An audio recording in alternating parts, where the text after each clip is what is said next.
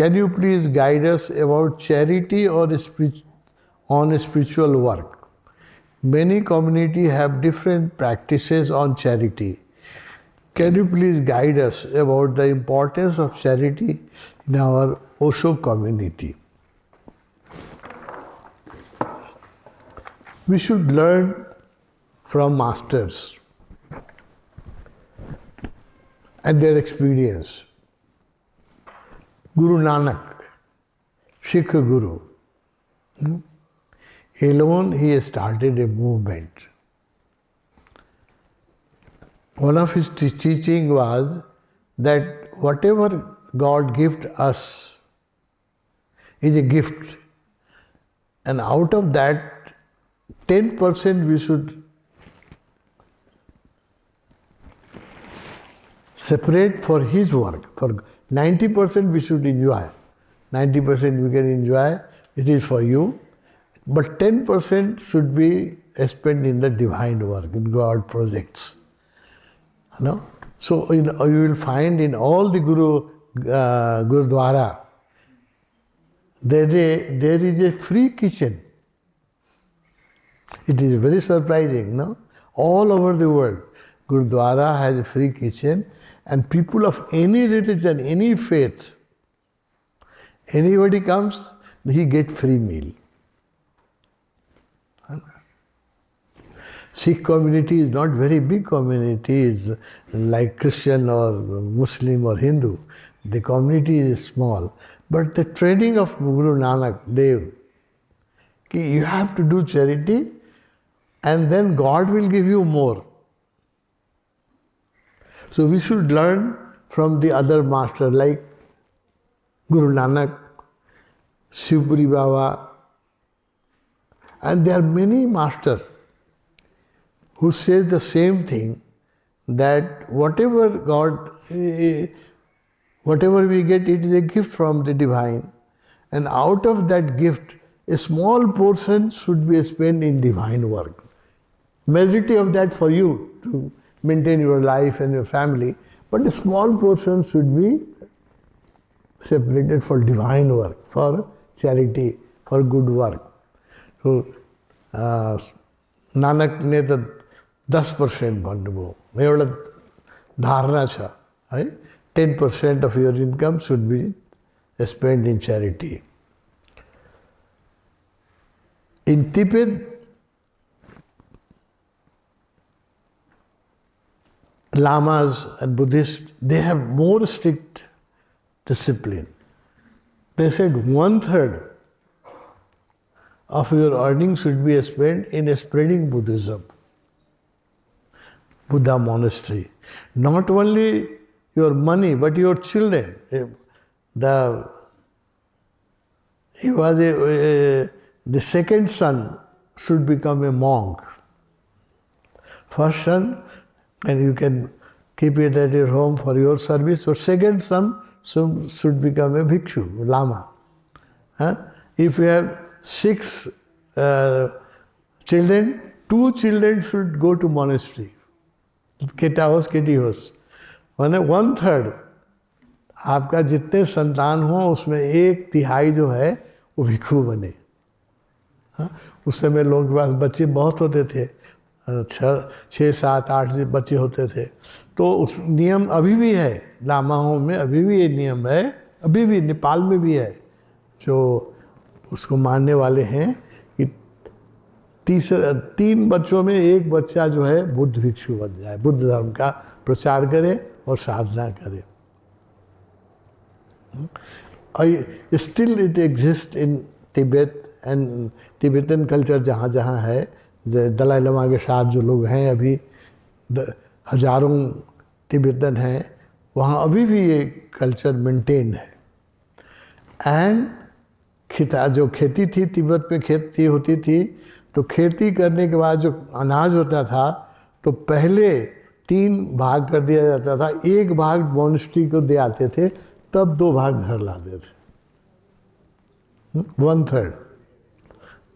तब तिब्बत में मोनेस्ट्री, हजारों मोनेस्ट्री फंस आए और लाखों भिक्षु हुए, लामा हुए, उन लोगों को कोई कमी इसलिए नहीं होती थी कि जो हाउस होल्डर थे उनके पास डिसिप्लिन क्या था कि तीसरा हिस्सा आपको मोनेस्ट्री को दे देना है, 2 हिस्सा, और उससे कोई कमी नहीं होती है।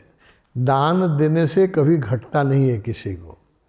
तो ये था, ये है अभी भी तिब्बत में और लामाओं में, बुद्धिस्ट इसमें अभी भी ये है थोड़ा, कि 3 बच्चे में 1 बच्चा लामा हो जाए और जो भी आपकी हमारी इनकम हो उसमें 1/3 हम लोग धर्म के काम में लगाए। नानक ने 10% की बात की। शिवपुरी बाबा को आप पढ़ें, शिवपुरी बाबा इस विषय में बहुत साइंटिफिक ढंग से, बहुत मैथमेटिकल ढंग से बोलते थे। तो शिवपुरी बाबा ने कहा कि जो भी तुम्हारी इनकम है उसमें 10वां हिस्सा जो है वो परमात्मा का है, तुम्हारा नहीं है, वो परमात्मा के काम में लगना चाहिए। और उन्होंने जो कहा है, आपको कहूँ बड़ा आश्चर्य होगा, उन्होंने कहा है वो 10वां हिस्सा जो है ना तुम्हारा इंश्योरेंस का प्रीमियम है। गजब कहा है। क्या है कि तुम अगर ईमानदारी से अपने आमदनी का 10वां हिस्सा भगवान के डिवाइन काम में लगाते रहो तो कितना भी बड़ा भूकंप आ जाए, सारे घर गिर जाएं, तुम्हारा घर नहीं गिरेगा, तुम्हारा प्रीमियम है। आग लग जाए, लोगों का अगल बगल का घर गिर जाए, तुम्हारा नहीं गिरेगा। वो बोले कि वो इंश्योरेंस का, शिवपुरी ने कहा कि वो डिवाइन इंश्योरेंस का प्रीमियम है। 10% तुम वो प्रीमियम देते रहो तो स्वतंत्रतापूर्वक जियो, आनंद से जियो, तुम्हारे जीवन में दुर्घटना नहीं होगी। और उन्होंने कहा कि अगर तुम प्रीमियम नहीं दोगे, है ना,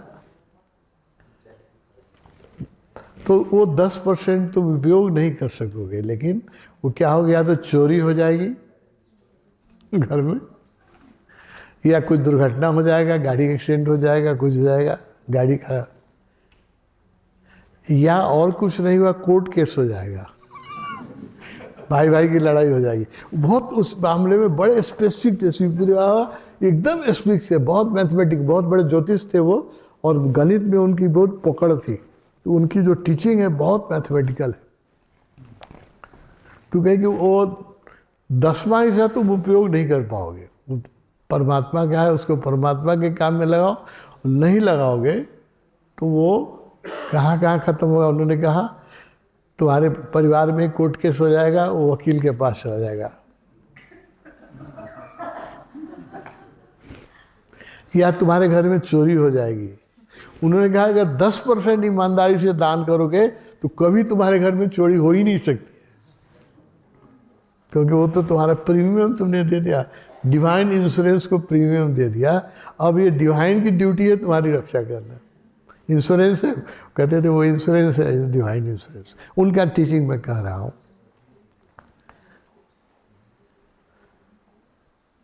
और उन्होंने कहा कि अगर तुम नहीं उसमें करोगे तो या तो कोर्ट केस में जाएगा, या एक्सीडेंट हो जाएगा, या चोरी हो जाएगी, और नहीं तो हॉस्पिटल को देना पड़ेगा।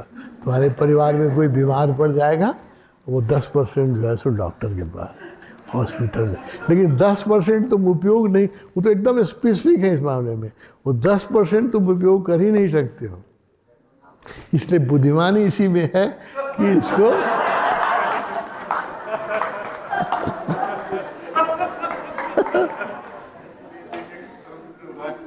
कि इसको भगवान के काम में खुद ही लगा लो, यही बुद्धिमानी है ना। और दूसरा उन्होंने कहा कि दान किए धन ना घटे। जो शुभ कार्य में तुम दान करोगे तो तुम्हारी संपत्ति बढ़ती ही चली जाएगी, कभी नहीं घटेगी। जो जातियां दान करेंगी वो जातियां प्रॉस्परस हो जाएंगी। इसे देखिए, गुरु नानक की कृपा से एक भी सिख आपको दुनिया में भीख मांगता नहीं मिलेगा।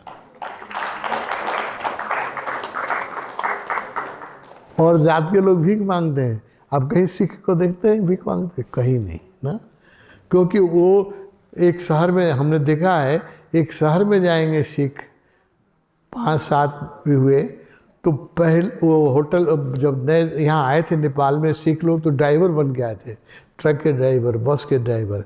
आज सब करोड़पति हैं, ट्रांसपोर्ट के मालिक हैं, है ना। तो भाड़े के घर में रहेंगे। उनका नियम है कि अपना घर तब तक नहीं बनाओ जब तक तुम्हारे एरिया में एक गुरुद्वारा न बन जाए। क्या बात है। तो पहले एक छोटा सा गुरुद्वारा बन जाएगा तभी वो लोग अपना घर बनाते हैं। ये कितना अच्छा कल्चर है, कितना what A rich culture. Guru Nanak को मैं बार बार प्रणाम करता हूँ, कितनी अच्छी बात बताई है ना। तो मैं देखा कनाडा में बहुत सिख हैं, कनाडा में बहुत ज़्यादा सिख हैं। मैं शिविर लेने जाता रहता था, तो मैंने देखा जिस भी एरिया में 4-5 घर सिख का हो गया तो सबसे पहले वो भाड़े के घर में रहेगा, सबसे पहले वो गुरुद्वारा बनाएगा, तब अपना घर बनाएगा, है ना। और उनका डिसिप्लिन कितना अच्छा है। कोई पंजाबी आ गया अगर वहाँ उस शहर में नया, तो जब तक उसकी अपनी आमदनी नहीं होती है तब तक गुरुद्वारा उसको फ्री खाना और रहना देगा, जब तक वो खुद नहीं कमाता है। जॉब नहीं है तो he will get a room in gurdwara and free food. जब वो जिस दिन से कमाने लगेगा उस दिन से वो 10% फिर गुरुद्वारा को देगा। तो we should learn from them. इस मामले में सिख कम्युनिटी की जो कल्चर है वो सबसे ज़्यादा सीखने लायक है। हम लोग लेह लद्दाख गए थे, बहुत भूख लगी खाना खाने के लिए, तो हम लोगों ने ड्राइवर से पूछा। लेह में भी बहुत इंटीरियर में गए थे। हमने कहा कि भाई गर्म खाना कुछ मिले, ठंड भी लगी है, भूख भी लगी है, तो कुछ खाना मिले, बताओ कहाँ होटल बने।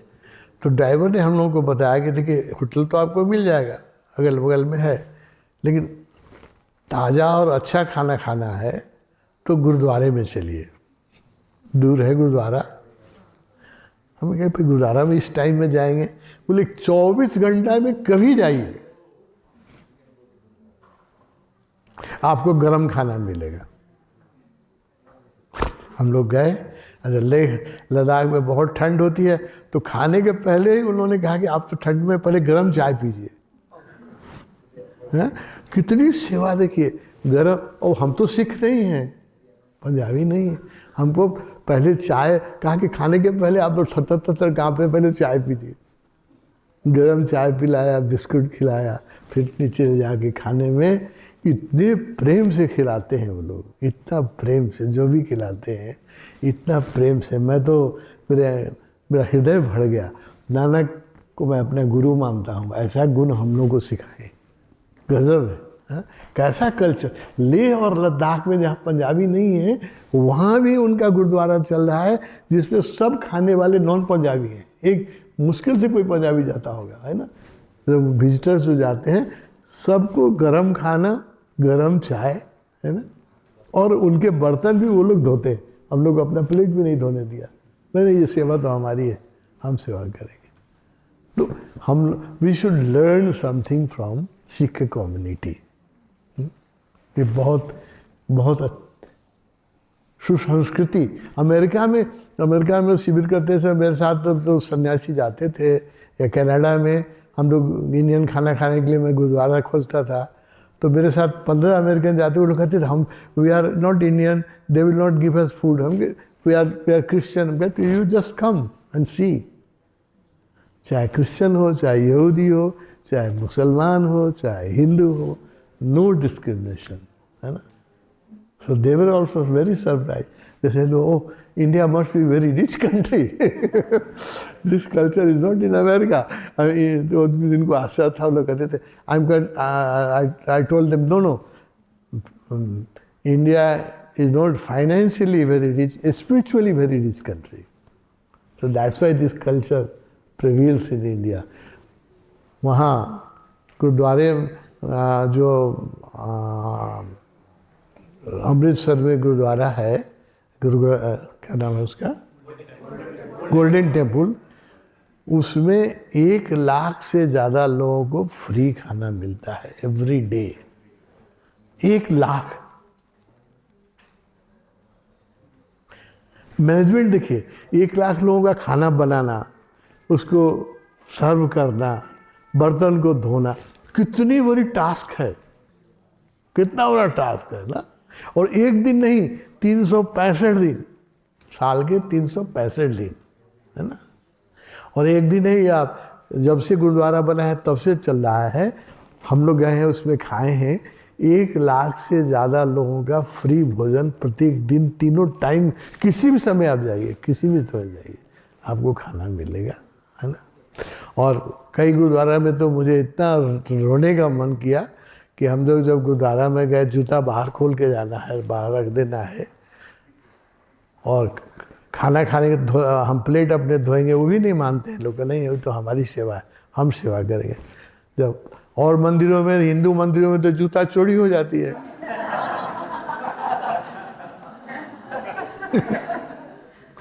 सिख गुरुद्वारा से बाहर निकले तो देख के आश्चर्य हुआ, गंदा जूता को लोगों ने पॉलिश करके दिया। ये कौन करेगा? ये नानक ही सिखा सकते हैं, है ना। कौन सिखा, कौन गुरु ऐसा कर सकता है?